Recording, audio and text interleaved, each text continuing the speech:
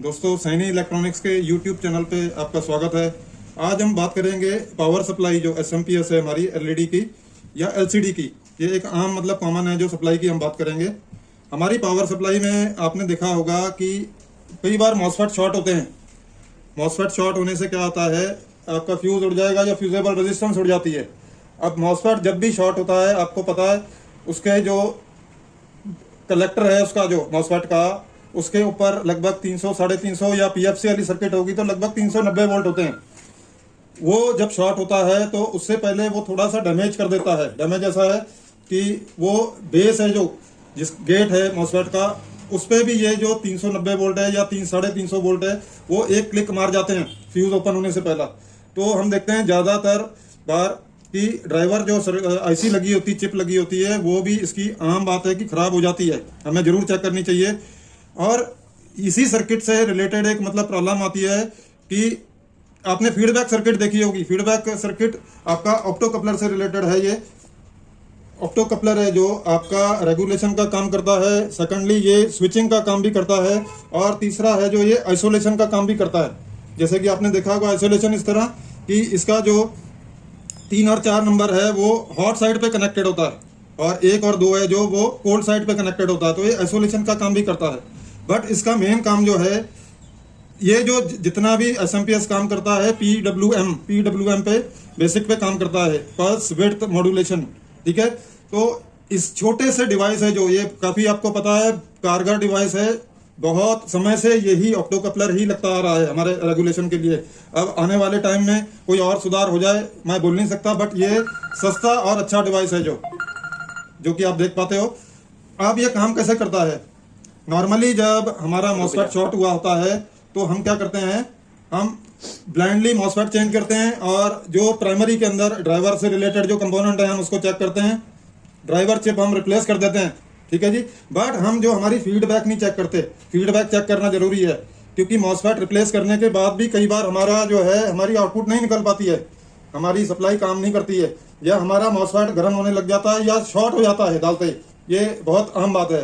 तो एक ही झटके के अंदर अगर आपको आपकी फीडबैक प्रॉपर काम कर रही है, आप कुछ लोग हैं जो ब्लाइंडली इसको रिप्लेस करते हैं। ठीक है, वो भी मैं बुरा नहीं मानता हूं, बट ये एक छोटा सा तरीका है जो मैं कि शेयर करने जा रहा हूं कि आप एक ही झटके के अंदर ये पूरी सर्किट, मतलब ये ऑप्टो कपलर आपका TL431 लगी होती है, कुछ रेजिस्टेंस लगे होते हैं, आप एक झटके के अंदर उसको चेक कर पाओगे कि आपकी फीडबैक सर्किट है जो वो बिल्कुल कारगर काम कर रही है या नहीं कर रही है। अब उसके लिए क्या है, जैसा ये 13 वोल्ट आउटपुट वाली सप्लाई की बात करूं मैं, और ये 13 वोल्ट की फीडबैक है जो रेगुलेशन जो कंट्रोल करता है ये सर्किट। ठीक है जी, इसके ऊपर मैं क्या करूंगा, मुझे चेक करना है ऑप्टो कपलर है जो उसके 3 नंबर जो कि ग्राउंड होता है उसके ऊपर मैंने काली तार कनेक्ट की हुई है। ऑप्टो कपलर को ऊपर उठा दिया है 3 और 4 की तरफ से, आप देख पा रहे हो ये। और 4 नंबर जो कि हमारी फीडबैक होती है उस पर मैंने ये लाल तार कनेक्ट कर दी है।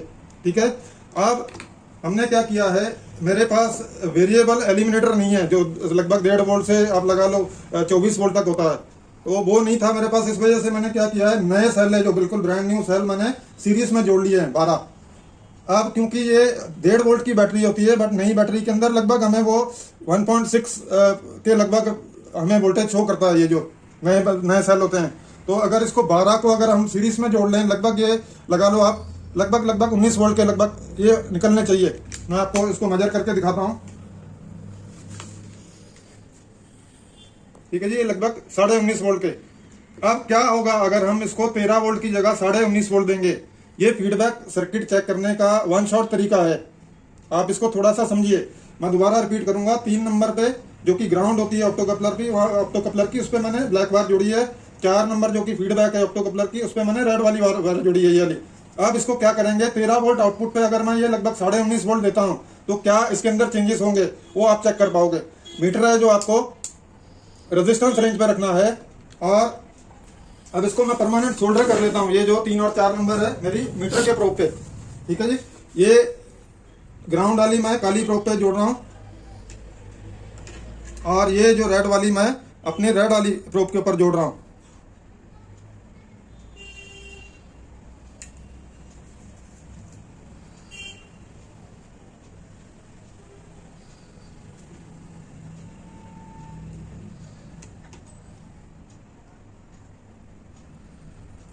ठीक है जी। अब आप इसके ऊपर रेजिस्टेंस के ऊपर, मीटर के ऊपर आप थोड़ा सा नजर डालिए।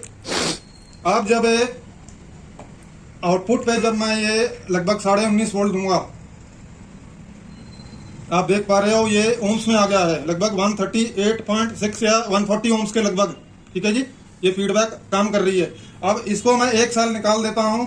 इसको अगर मैं अब जोड़ता हूं तो मेरी रेजिस्टेंस है थोड़ी सी हाई आ जाती है, और मैं 1 साल कम करता हूं मेरी रेजिस्टेंस और हाई हो जाती है। इसका वन शॉट ये मतलब है कि हमारी जो फीडबैक सर्किट है वो बिल्कुल कारगर काम कर रही है। और 1 साल मैं कम करके दिखाता हूं। ऐसे करते करते मैं, ठीक है, 194, ये अभी 200 के ऊपर जानी चाहिए। ठीक है जी, ये और ऊपर जानी चाहिए। अब इसको फिर मैं सेल को 19 पे लेके आता हूं।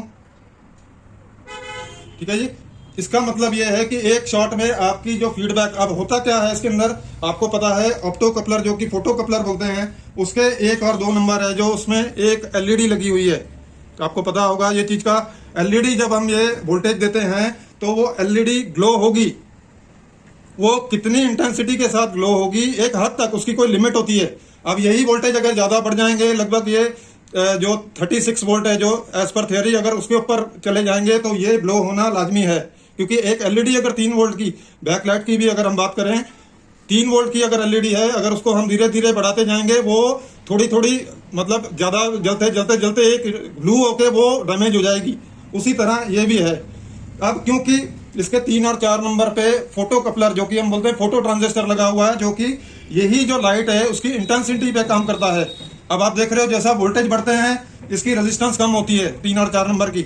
अब रेजिस्टेंस क्योंकि ये ग्राउंड से लगा हुआ है, 4 नंबर इसका फीडबैक है, वोल्टेज कम होंगे तो ये क्या करेगा, ये ड्राइवर आईसी को इशारा देगा। उस हिसाब से ये क्या करेगा, अपनी पीडब्ल्यूएम जो है उसकी फ्रीक्वेंसी को कम करेगा।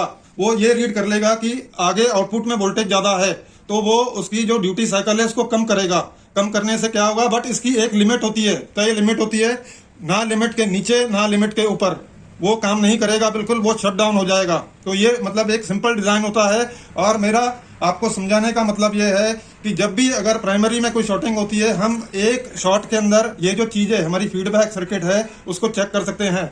उम्मीद है कि आपको जो ये छोटा सा मेरा वीडियो मतलब आपको कोई ना कोई मदद जरूर करेगा पावर सप्लाई रिपेयर के अंदर। तो अगर किसी भाई को हमारे उनके मन में कोई विचार हो, कमेंट हो, देखो हम भी डेली कुछ ना कुछ सीखते हैं।